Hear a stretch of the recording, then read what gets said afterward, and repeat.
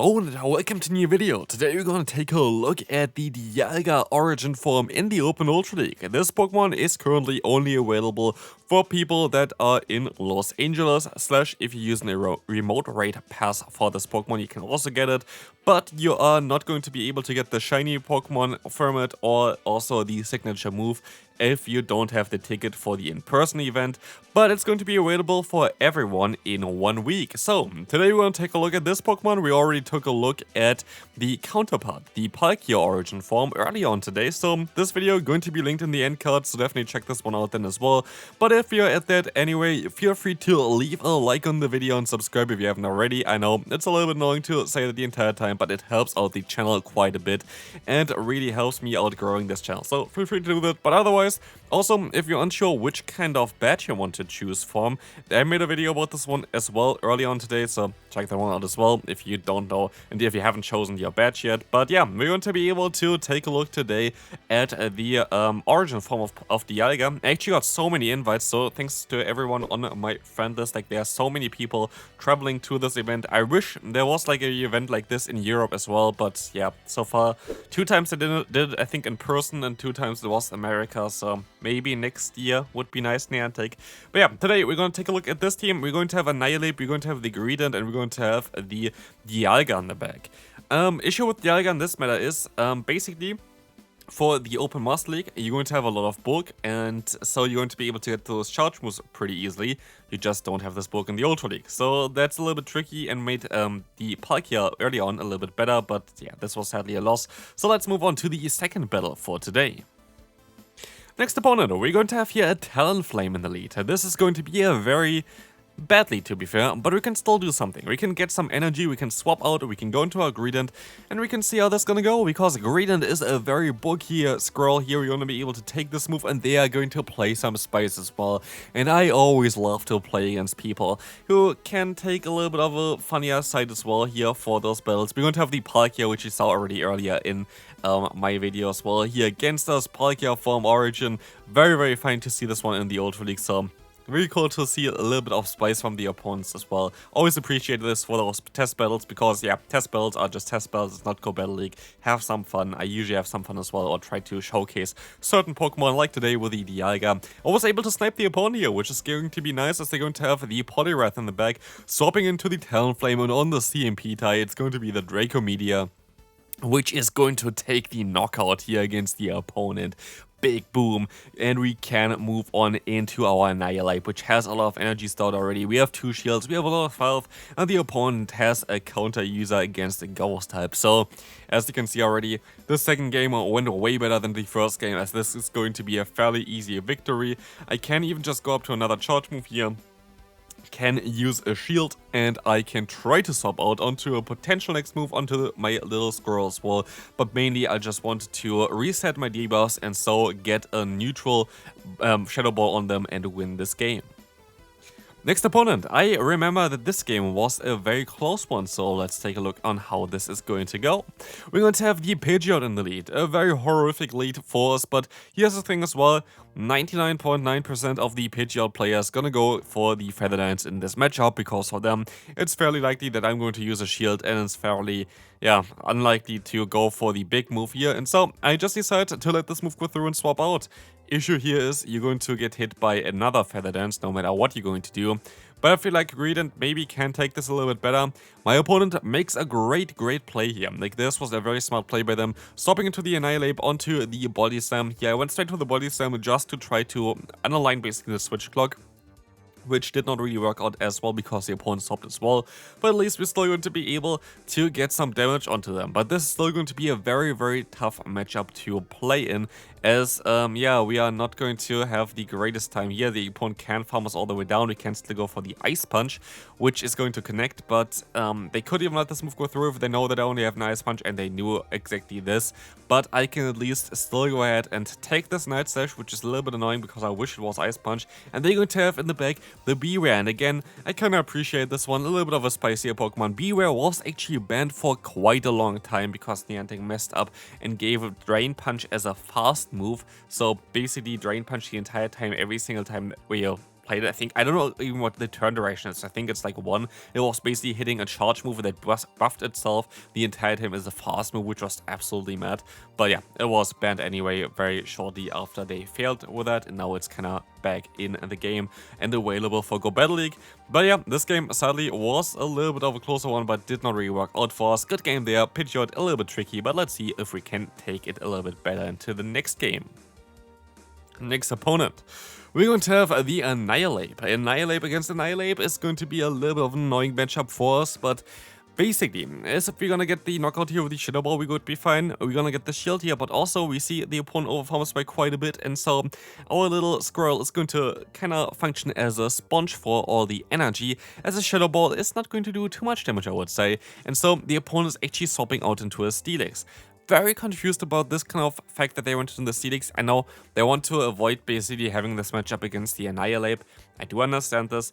But then again, you could have stayed in a little bit longer with the Annihilape itself, go up to 100 energy and then swap out, because charge moves don't do any damage against Steelix. So I feel like this would have been most likely the better play to go for from the opponent, but we will see what they have in the back. I can't remember really how this game is going to go. Of course, Greedent is going to make those battles a little bit lasting longer, because he can just get to this charge moves a little bit faster.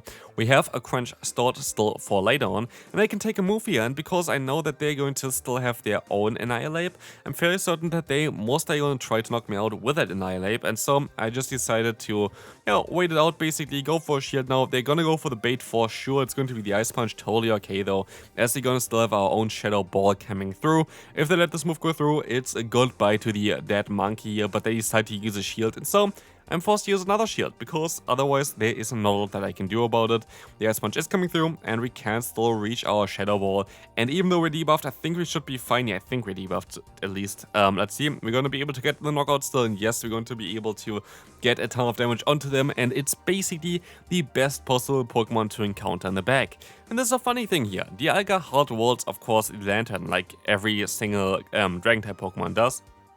But as you're gonna see, they're supporting to the Steelix here, but they don't even allow me to get the Dracomedia off. If you're in this scenario, please allow me to at least get the Dracomedia off. Would have made a great shot, but like this, we have to move on to the next game.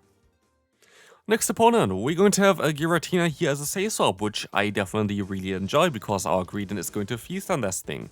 And I think this game was insane in terms of the debuffs that I got from Crunch. So let's count together. Here we're going to have the first debuff already. Let's see what the next one is going to go for. Crunch is coming through. Let's see what we're going to get here. We're going to get a debuff. So 2 for 2 so far with a 30% chance. It's like 9% to happen. Not too unlikely either. Like basically a debuff from a Moonblast. Not too crazy. So what we can do now is we can go for the full farm down with just Mudshot. They're most likely going to get to even another one, because they overfarmed by that much, which is totally okay. Just a lot of charge moves coming each other's way, but let's move on here to the next. Crunch is coming through, Steelix coming in, we're gonna go for a Crunch. Let's see how this is going to work out for us. I'm going to connect. Oh, 3 for 3, so we are now at, I don't actually know what it is, like a 0.27 chance or something. Oh, 4 for 4, which is absolutely unheard of. So 4 debuffs of Crunch back to back to back to back to back, but sadly here our streak was ending on the 5th one. Super unlucky, of course. Like, how could the game not give me a debuff here? Like, honestly, it's insane.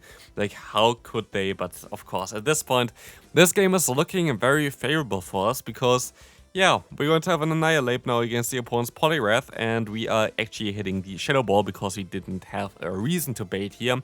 But I still kind of wanted to showcase at least my Dialga, and so I decided to swap out. I have a little bit of a funny time here with this Pokemon.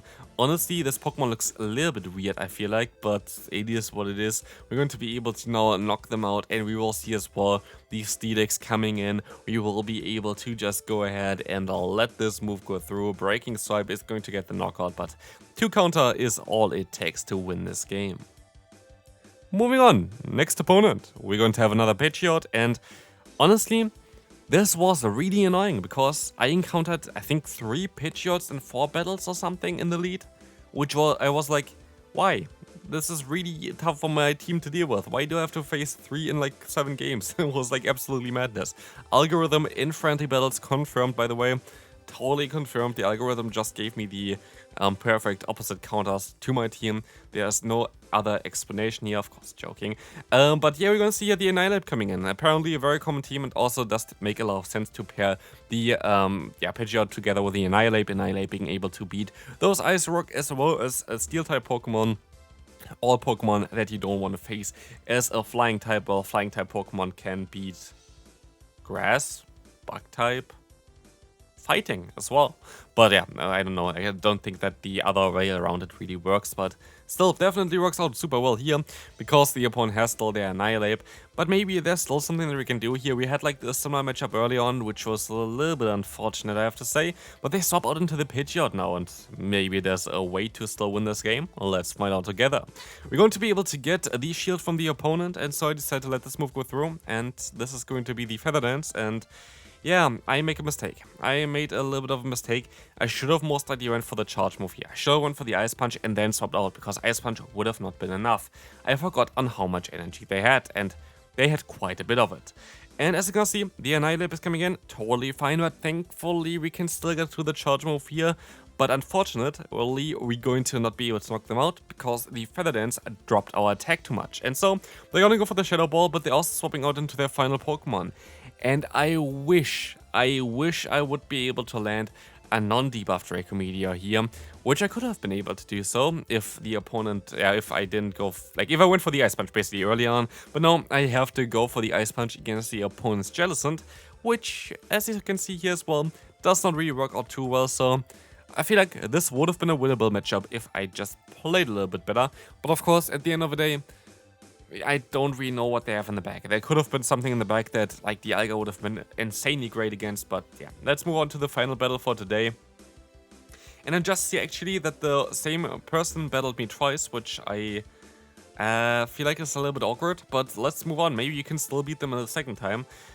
This is something that, at least when you battle me in those videos, you please don't do. Like, one battle per person is usually what is the standard, because I don't change my teams. And now, of course, they adapt with it and went for the Brave Bird first, because they knew that I didn't shield the first one. And so we can see how stuff kind of moves on, but they're going to have the Giratina in the back. Did they have the Giratina in the back before as well? I don't know. I don't think so, actually. But let's see if we can still move on with that. We can still go for a charge move here with our little Greedent. It's going to be a Crunch. Maybe they shifted the team as well, but again, like, they know my team. That's like more the issue for it. We can still go for another Crunch here. Crunch is coming through. This is going to be able to get some more damage. We don't get the debuff, which is okay though. This matchup is still going to be fine. And 30% is not like the 50% of scored where you have to kind of hope for it every single time, and it's really like important to get it. But here we're gonna see Dragon Claw coming through, going to get some nice damage onto us. But we can still go for a Body Slam against the opponent's Pidgeot, and with that, we're gonna get rid of one of the most annoying Pokemon for us to deal with. And let's see what they're going to still have in the back for us to knock out. It's going to be a Weezing. So they changed their team at least, which I kind of appreciate. So we have a little bit of a variety here. And I definitely still do remember this battle. And I was very, very confused and very surprised that this charge move here is already a play rough. I thought that this was a Brutal Swing for sure, but I guess I didn't count the fast moves correctly before I swapped out into my Dialga. And so, yeah. This was a little bit annoying, because otherwise, if I knew this could have been already a play rough, I would have used a shield. And so, we're going to be in a matchup which I don't really like to be in, as the opponent still has the Weezing. And we are going to be now shieldless, and there is literally no way of winning this, right? Let's take a look at this. We're going to be able to go for a Body Slam with our Greedent, getting them low. But they, of course, would still be able to get to another move. And so here the opponent swapped out into the Giratina, and now we have to risk it all. I have to go for 4 fast moves, and otherwise it does not work for me. It's the CMP tie, we win the CMP tie, we get the knockout, but can we still reach another Body Slam with the few HP we have left? 1 HP left, and this is all we need, as this is going to be it for this video and also for this game. So if you enjoyed this one, feel free to leave a like, check out the video on the screen about Palkia, and I see you then. Bye bye.